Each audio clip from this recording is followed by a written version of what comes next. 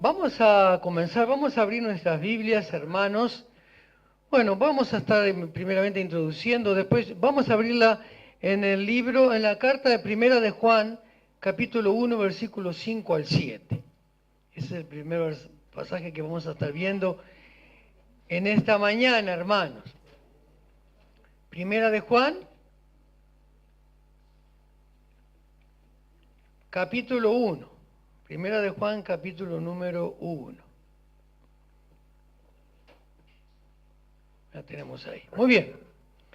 Hermanos, hay algo muy importante, además de todas las cosas de Dios, son todas las cosas importantes, pero hay algo muy importante que no debemos de olvidar. O mejor dicho, debemos de tenerla siempre presente. ¿Saben qué es, hermanos? No lo saben hasta que yo se los diga. Que Dios nos ha llamado, ¿saben para qué? Para trabajar en equipo. ¿Saben eso, hermanos? ¿Lo sabían? ¿O lo han tenido presente? Dios nos ha llamado para trabajar en equipo.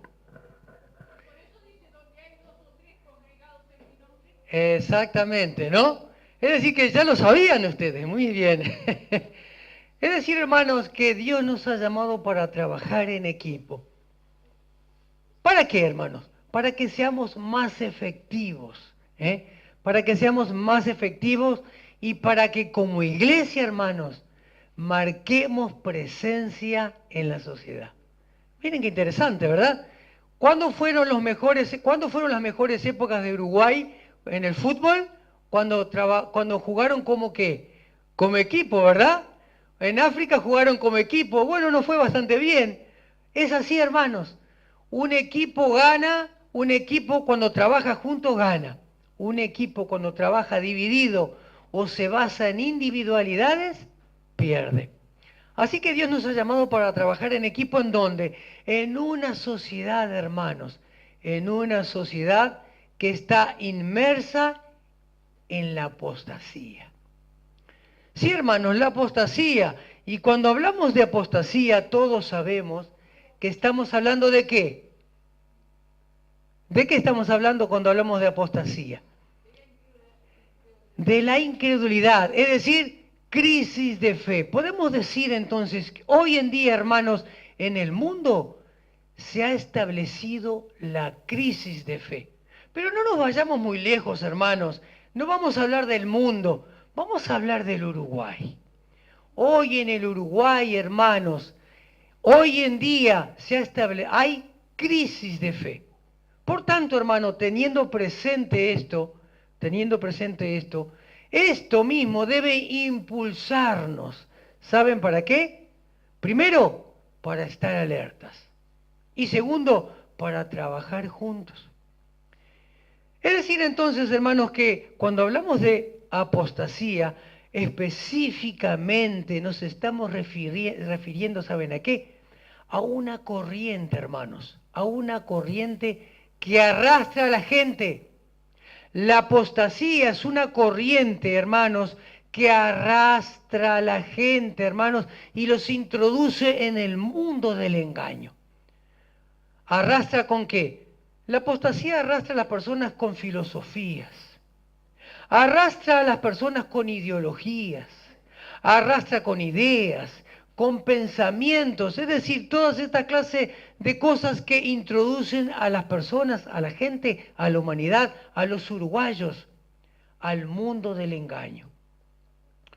Saben que, hermanos, el siglo XX, el siglo pasado y parte de este siglo, pero el siglo XX que hace poquito que se fue, es un siglo que se caracteriza por cosas muy buenas.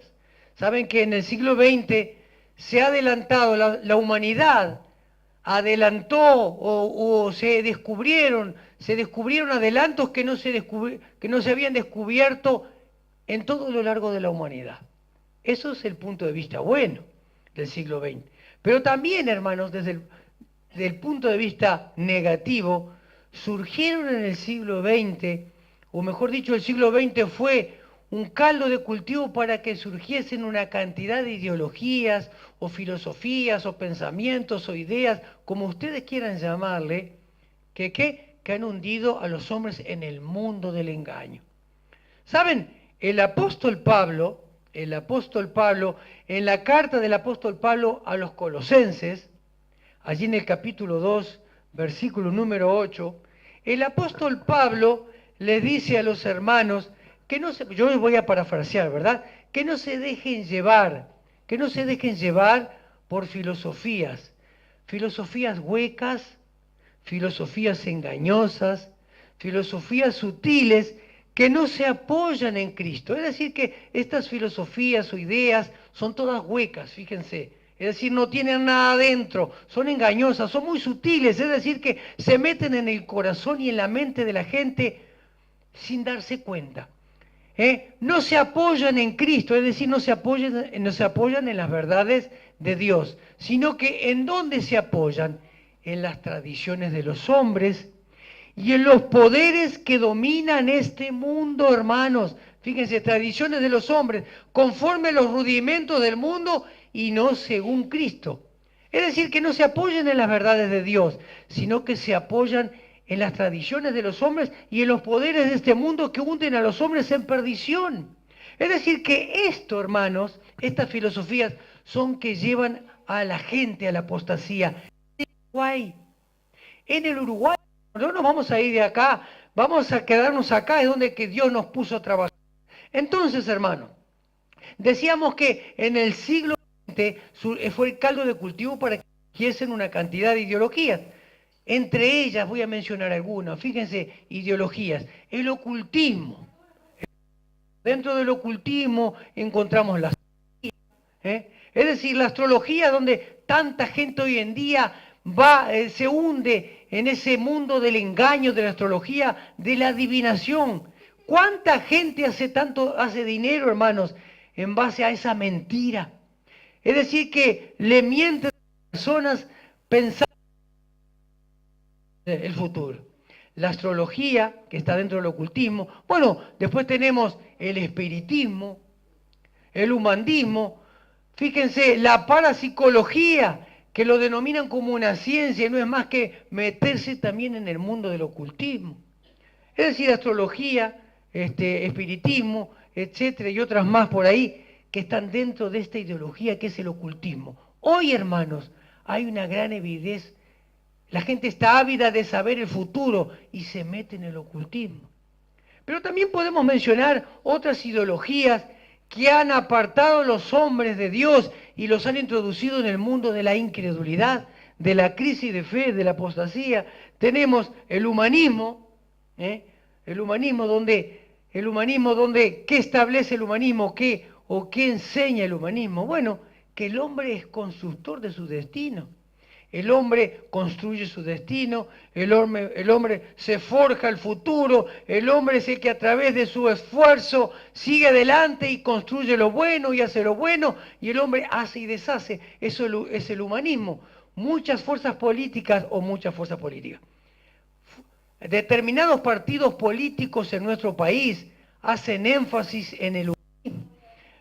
En vano no hemos escuchado una frase que se ha dicho muchas veces: el hombre es constructor de su propio destino. Una fuerza política lo ha dicho muchas veces. El humanismo. Después tenemos el relativismo, hermanos. La ideología o el pensamiento, la filosofía del relativismo. Es decir, ¿qué sostiene el relativismo? Eso mismo, que todo es relativo. No hay una verdad absoluta. Por tanto, fíjense que niegan las verdades de Dios, no creen en las verdades de Dios. Es decir, todo es relativo. Podemos decir como ejemplo: hoy soy bueno, mañana puedo ser malo, o viceversa. Hoy soy hombre, mañana puedo ser mujer, viceversa. Y así es, hermanos. Así es, esto es lo que sostiene la ideología del relativismo. Es decir, ocultismo, humanismo, relativismo, ideologías o corrientes de pensamientos que hunden a la gente en el engaño. Mucha gente sigue esto, hermanos. Mucha gente sigue el humanismo, sigue los partidos políticos, el Dios partido político. Mucha gente sigue el relativismo, le conviene. Mucha gente se mete en el ocultismo. Pero también podemos decir otras ideologías, fíjense, que apartan a los hombres de Dios y que se dan aquí en el Uruguay, en nuestro país. Encontramos el marxismo, encontramos el nazismo, encontramos el fascismo, encontramos el materialismo, es decir, todas filosofías que apartan a los hombres de Dios y que los introducen a la apostasía, hermanos. Los introducen en la apostasía. Tenemos otra, hermanos, que es la religión también. La religión aparta a los hombres de Dios. Y hay muchos religiosos en nuestro país, muchos religiosos. ¿Y qué es la religión? Bueno, fíjense que a veces se llama religiosos a los cristianos, pero hay una gran equivocación, ¿eh? Y hay una gran separación entre lo que es el cristianismo verdadero y lo que es la religión. ¿La religión qué es, hermanos? Ustedes saben, lo hemos dicho algunas veces. ¿Qué es para ustedes la religión? ¿Qué es?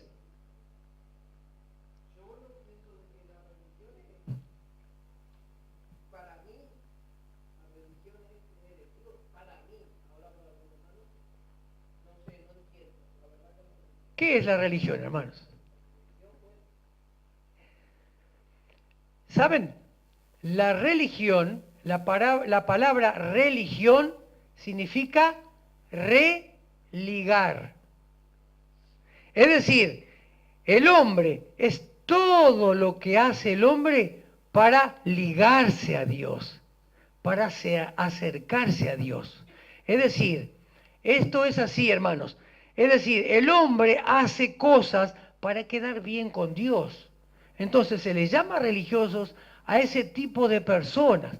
Y nosotros podemos caer en ese error también, hermanos, ¿eh? Podemos hacer cosas, podemos hacer obras para estar bien con Dios. Podemos ir a la iglesia para estar bien con Dios. Podemos hacer esto, lo otro, lo otro, lo otro, lo otro. ¿Para qué? Para quedar bien con Dios, para que Dios se agrade de nosotros. Pero, ¿qué pasa? Pero no conociendo a Dios, ni comprometiéndonos con Dios, ni sintiendo a Dios. Esto es un religioso. Hago cosas para acercarme a Dios. Ahora, ¿cuál es la diferencia del cristianismo con la religión? ¿Saben cuál es? ¿Cuál es?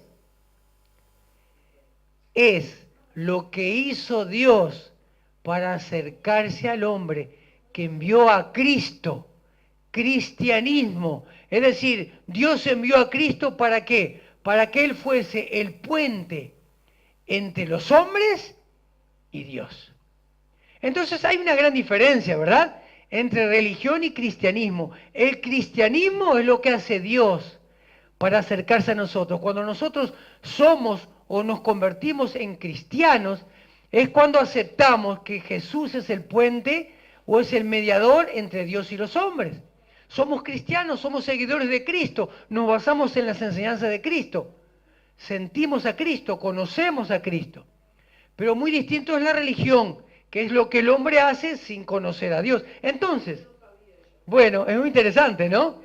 La gente no se conoce este término. Entonces, la religión aleja a la gente de Dios. ¿Por qué qué? Porque nadie vive toda una vida siendo religiosos. Algunos sí, pero la gente se cansa de la religión y se aparta de Dios y entra en la incredulidad, entra en la falta de fe. Entonces entra en lo que se llama la apostasía. Entonces, estas ideologías o pensamientos o filosofías apartan a los hombres de Dios. Hoy también, hermanos, encontramos en el Uruguay también algo que se llama así o que se le ha dado a llamar evangelio de ofertas. Es decir, ¿y qué es el evangelio de ofertas, hermanos? Bueno, es, digamos, en muchos lugares se enseña un evangelio que ofrece muchas cosas. Está bien, ustedes dirán, sí, el evangelio ofrece salvación, sí, o nos muestra el camino de la salvación, pero en algunos lugares el evangelio de ofertas es un evangelio que ofrece a las personas, digamos, ofertas de ofrecimientos para vivir mejor aquí en la tierra, a través de obtención de cosas materiales. Es decir, le ofrece bienestar, Él venga que Dios le va a dar una casa nueva en algunos lados de Dios. Venga que Dios le va a solucionar todo, todo. Venga que Dios le va a dar un trabajo. Y escuchamos testimonios. Y ¿saben una cosa, hermanos? Es cierto. Es cierto. Dios nos brinda calidad de vida. Dios nos puede dar una casa. Dios nos puede dar un buen trabajo. Y es cierto porque Dios da. Y Dios nos bendice y el favor de Dios muchas veces cae sobre su pueblo. Pero aquí solamente, hermanos, se habla de esto. No se habla de arrepentimiento nunca. Es decir, para que Dios nos bendiga, tenemos que primero arrepentirnos. Está bien. Después no se habla tampoco de vida de santidad. Es decir, no se habla de arrepentimiento, no se habla de santidad, no se habla de compromiso. No se habla de consagración, es decir, es un evangelio, por eso que se le llama evangelio de oferta. Ofrece, es decir, el paraíso lo podemos alcanzar aquí en la tierra mediante éxitos y logros materiales. Sí, claro que Dios nos puede bendecir y darnos éxito en muchas cosas, pero hermanos, Dios pide que haya arrepentimiento, que haya consagración, que haya santificación. Evangelio de oferta. Muchos siguen ese evangelio, hermanos. Por eso que en muchos lados donde se enseña eso, va mucha gente quizás. Porque claro, la gente le dispara a los compromisos con Dios. Pasa en Uruguay. Y por último tenemos la ideología de género, que es lo más nuevo. Lo que se habla mucho más, la ideología de género, que es lo que hemos estado hablando muchas veces en estos días atrás, y que hay mucha repercusión en nuestra sociedad, y que en base a esta ideología de género se quiere enseñar, educar a nuestros niños, y se quiere sacar una educación sexual. ¿Para qué? Para deformar la mente de nuestros niños. La ideología de género establece, o sostiene, o enseña, que no se debe hablar de sexos, sino que no hay sexo femenino ni sexo masculino, sino que todo es un mismo género. Todos somos pertenecientes al género humano. Es decir, es bien satánico. Entonces, hermanos, esta apostasía reinante en Uruguay nos tiene que impulsar, hermanos, a trabajar como equipo. La unidad, a trabajar como equipo la iglesia. Entonces, hermanos, entonces, tiene que haber tres características en la iglesia. Debemos tener presente tres características. Primero, en la iglesia debe haber comunión. Y decíamos, el pasaje 1 Juan 1:5 al 7, dice así: este es el mensaje que hemos oído de él, o sea, de Jesús. Y os anunciamos, Dios es luz y no hay ningunas tinieblas en él. Si decimos que tenemos comunión con él y andamos en tinieblas, mentimos y no practicamos la verdad. Pero si andamos en luz, como él está en luz, tenemos comunión unos con otros, y la sangre de Jesucristo, su Hijo, nos limpia de todo pecado. Entonces, hermanos, a la luz de este pasaje, para que haya comunión, ¿qué debe pasar? ¿O qué debe existir? Para que en la iglesia haya comunión, para que haya comunión en el pueblo de Dios, para que tengamos comunión. Y hablando de comunión estamos hablando de armonía, para que haya compartir, para que haya un mismo sentir. ¿Qué tiene que haber primero? A la luz de este pasaje.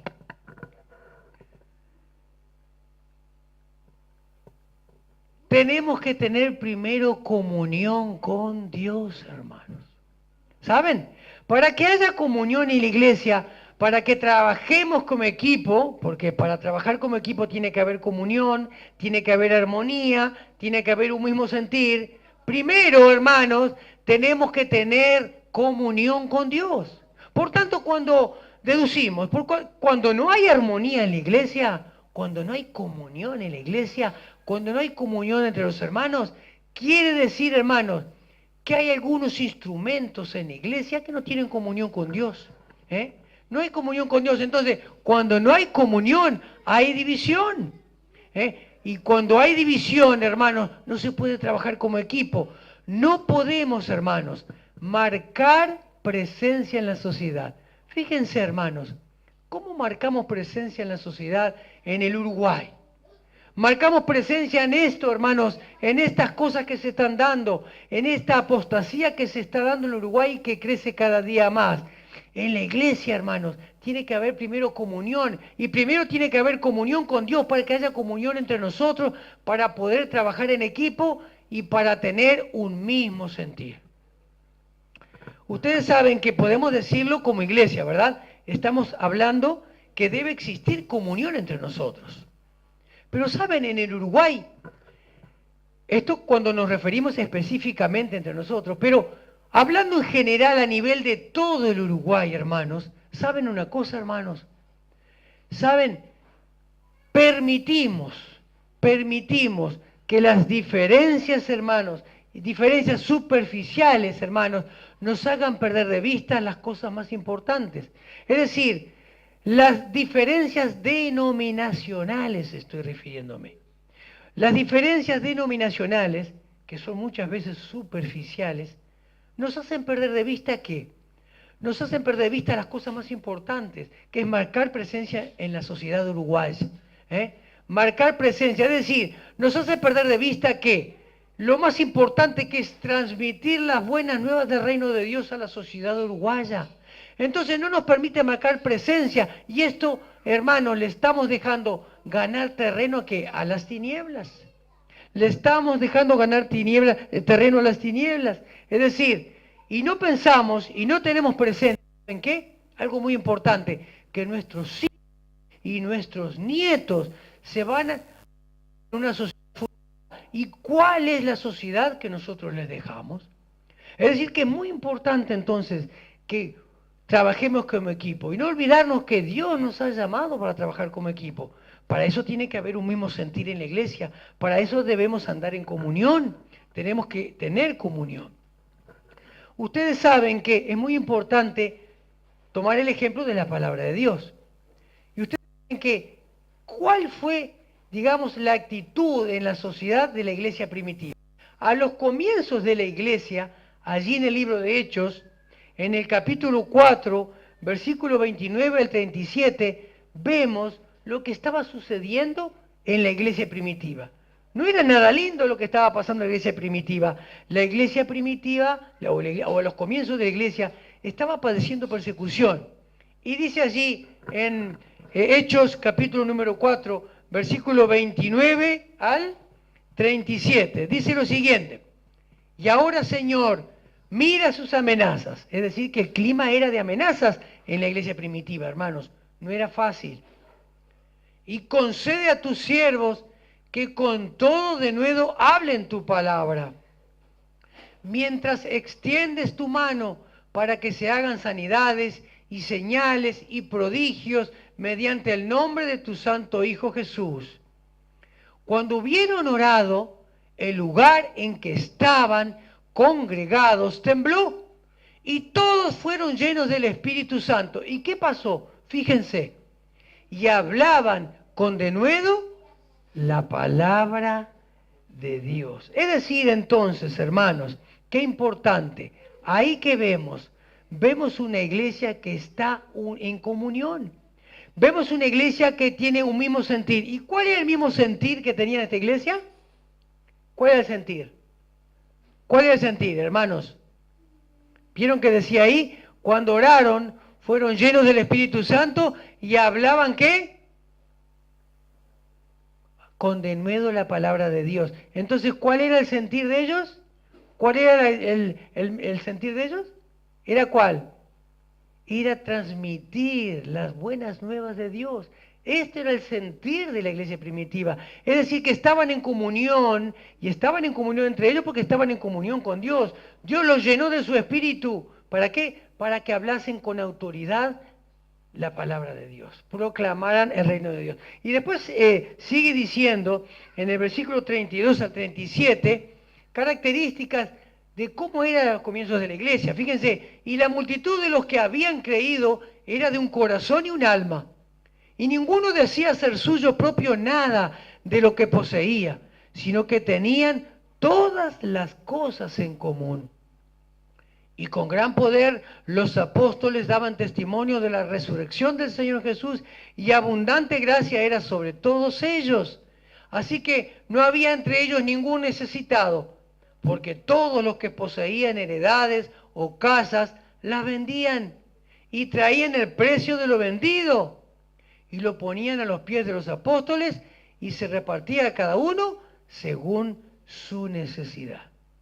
¿Estaban unidos? ¿Estaban en comunión, sí o no? ¿Sí? Estaban en comunión, hermanos. Es decir, estaban en comunión porque había mucha relación con Dios. Entonces la iglesia, hermanos, en aquel entonces que estaba sufriendo amenazas, marcaba presencia. Trabajaban como equipo, estaban trabajando todos juntos.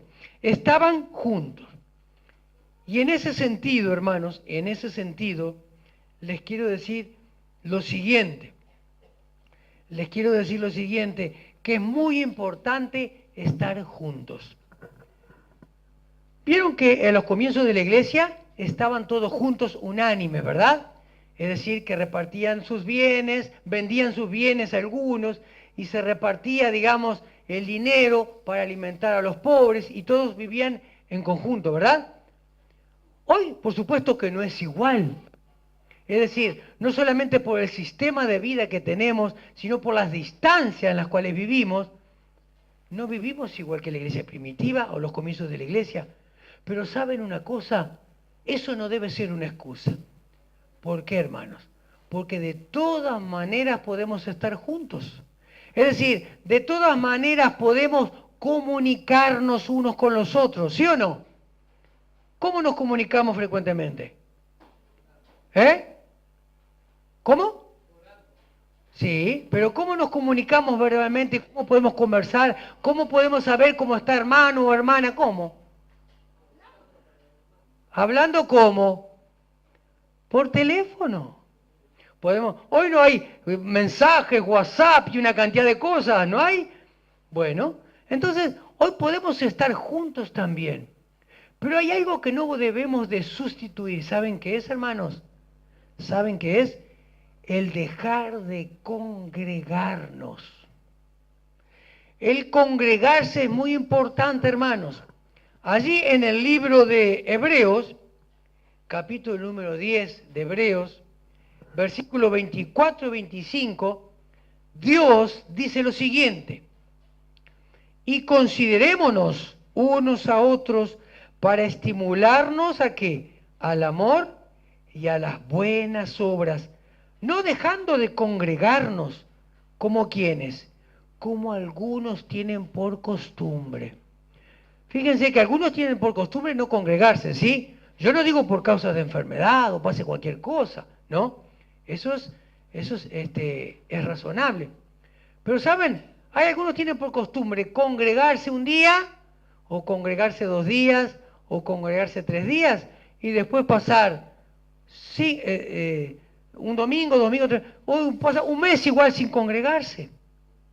Es decir, entonces, como algunos tienen por costumbre, sino exhortándonos, y tanto más cuanto veis que aquel día se acerca. Se los voy a leer ahora en la versión popular. La Biblia habla hoy. Dice así la palabra de Dios: busquemos la manera de ayudarnos unos a otros, a tener más amor y hacer el bien. Fíjense, esto es para trabajar en equipo, es muy importante, para marcar presencia en la sociedad. Dice, no dejemos de asistir a nuestras reuniones, como hacen algunos, sino,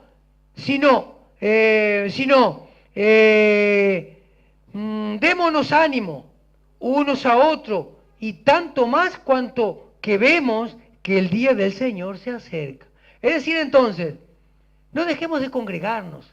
El Señor quiere que estemos juntos. Es necesario que estemos juntos en la iglesia. Es necesario que la iglesia esté en comunión. Es necesario que oremos juntos. Es necesario que hablemos juntos.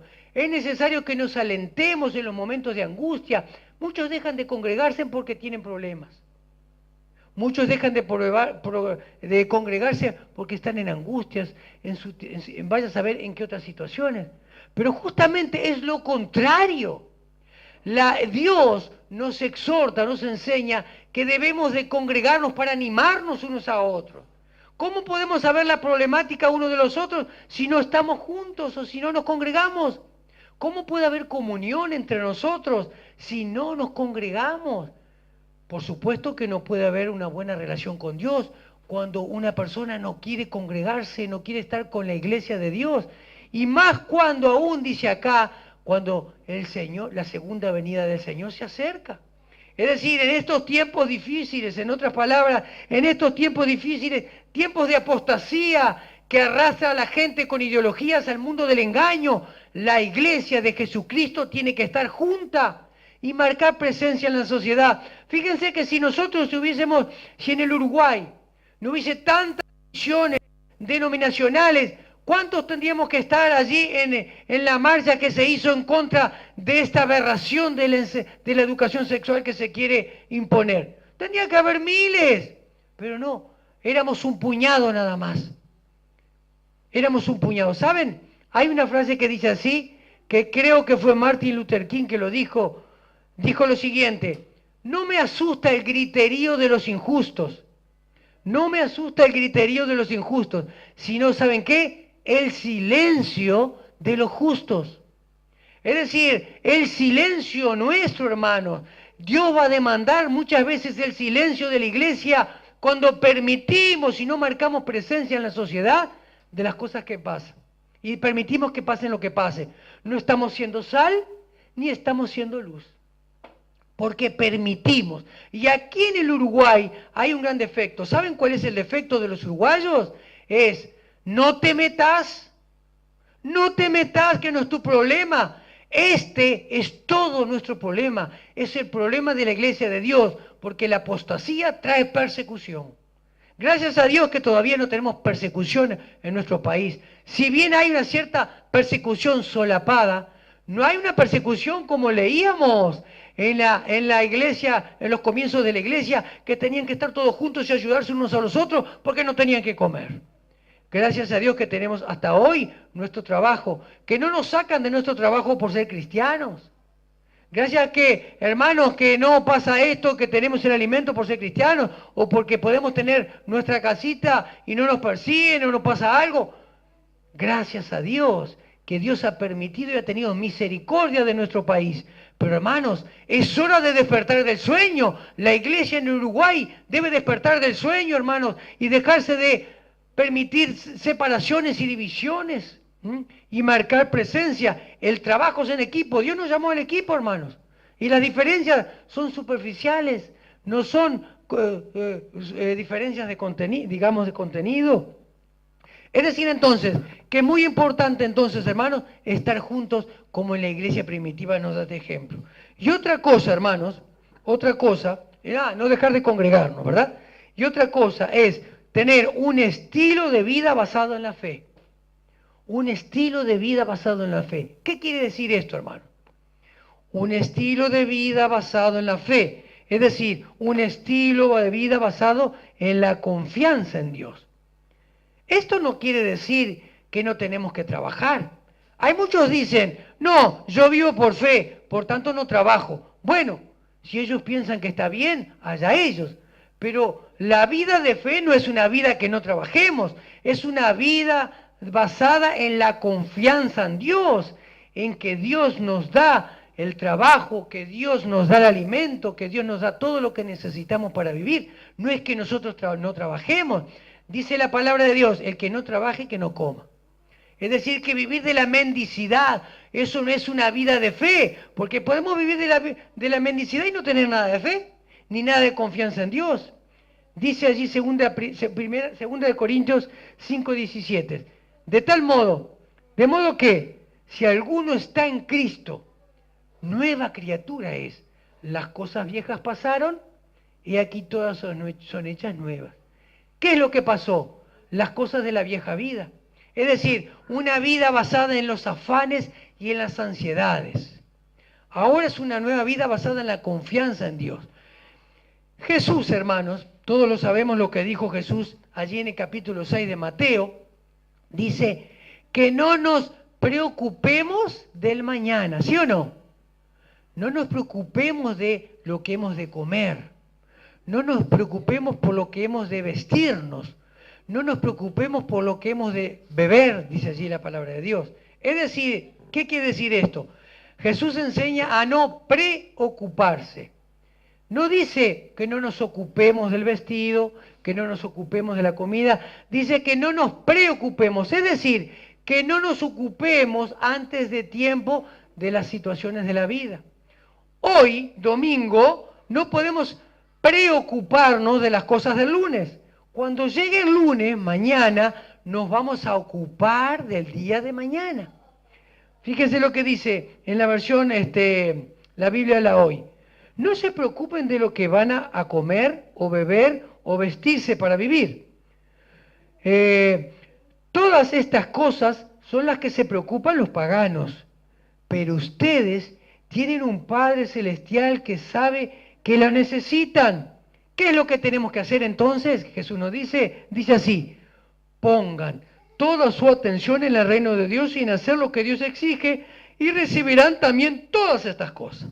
Es decir, lo que decíamos hoy, primero Dios, luego lo otro, ¿no? Primero lo vertical, luego lo horizontal. Eso es muy importante, que quede bien claro, ¿no?